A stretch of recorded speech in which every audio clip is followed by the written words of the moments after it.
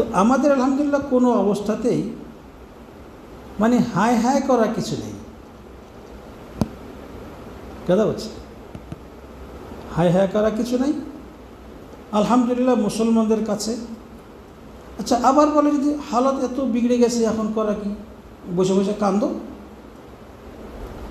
না, বসে বসে কাঁদতে হবে না। আল্লাহ পাক হযরত আবু বকর সিদ্দিক রাদিয়াল্লাহু একটা কাজ করিয়েছে। যখন আল্লাহ ইন্তেকাল করলেন, ইন্তেকাল করার পরে অনেক মানুষ জাকাতকে অস্বীকার করলো, জাকাত দিবে না, বা জাকাত দিলে আদৌ প্রথম জাকাত দিবে না, জাকাত দিলে সরকারের হাতে দিবে না, নিজে আত্মীয় স্বজনের মাধ্যমে বা নিজ হাতে খরচ করবে নিজ এলাকায়। তো আল্লাহ পাক তখন দাঁড় করে দিলেন সিদ্দিক আকবর দিলেন, আবু বকর সিদ্দিক ফিতনা মোকাবেলা করল। মাওলানা ইউসুফ কান্দলী রহমতুল্লাহ, ইলিয়াস রহমতুল্লাহ সাহেবজাদা ছেলে, উনি সুন্দর এক ব্যাখ্যা দিয়েছেন যে আল্লাহ রসুলের পরে তো ভালো একটা আউল লেগে গেছিল, সাংঘাতিক পরিস্থিতি, নবীর সাহাবীরা পর্যন্ত বিগড়ে যাচ্ছে, কি করা? উনি বললেন আমি যুদ্ধ করব, এই পরিস্থিতি মোকাবেলা করার জন্য যা লাগে আমি যুদ্ধ করবো, একটা সশস্ত্র যুদ্ধ করবো, তরবারি নিয়ে যুদ্ধ করবো। উনি নেমে গেলেন, একজন সাহাবীও তার সঙ্গে ছিলেন না। হযরত ওমর ইবনে খাত্তাবও বললেন যে আতুকাতিল মান ক্বালা লা ইলাহা ইল্লাল্লাহ, যারা মুখে বলে যারা কালেমার স্বীকারোক্তি সত্যিকার দিয়েছে এবং তার কলমা যারা পাঠ করে, কলমায় বিশ্বাসী মুসলমান, এদের কলে আপনি ঘাড়ে তরবারি মারবেন, কথা এটা একটা, এদের গর্দান উড়িয়ে দেবেন, এটা কেমন কথা?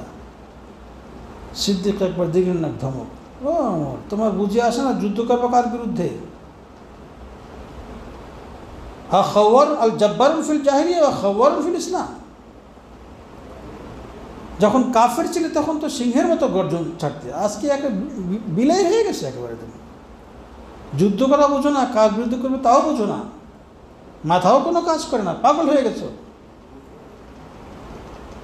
উনি বলছেন যে আয়ুন কসুদ্দিন ওয়ানা হাই, দেখো না কেমন আউল লাগছে। মানুষ জাকাত একটা ফরজ না, ইসলামের 5 স্তম্ভের এক স্তম্ভ না, ইসলামের খুঁটিই তো একটা শেষ হয়ে যাচ্ছে জাকাতকে অস্বীকার করার মাধ্যমে। এখন কেন বসে থাকি?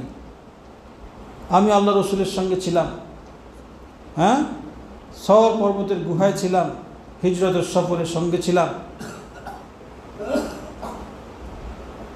আমি সিদ্দিক আকবর বেঁচে থাকতে দিনের মধ্যে কোনো ঘাটতি আসবে? অসম্ভব কথা।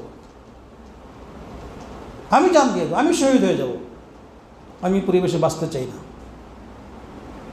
আমার মরকরা যা হোক, আমি আমার জীবন নিয়ে খেলব।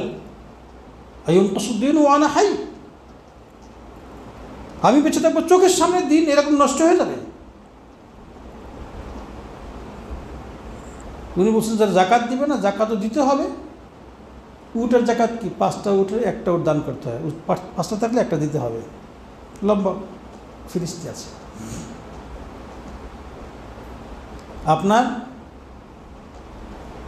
বলছে জাকাত তো দিবেই দিবে, পশুর জাকাত দিবে, স্বর্ণরূপার জাকাত দিবে, সব জাকাত দিবে। পশুর জাকাত দিবে, পশুর গলায় যে রশি, পশুর জাকাত দিলে রশি দেওয়া লাগে না, নিবে কেমনে? যে ব্যক্তি পশুর জাকাত তো দিবে কিন্তু রশি দিবে না, আমি তার বিরুদ্ধে যুদ্ধ করব।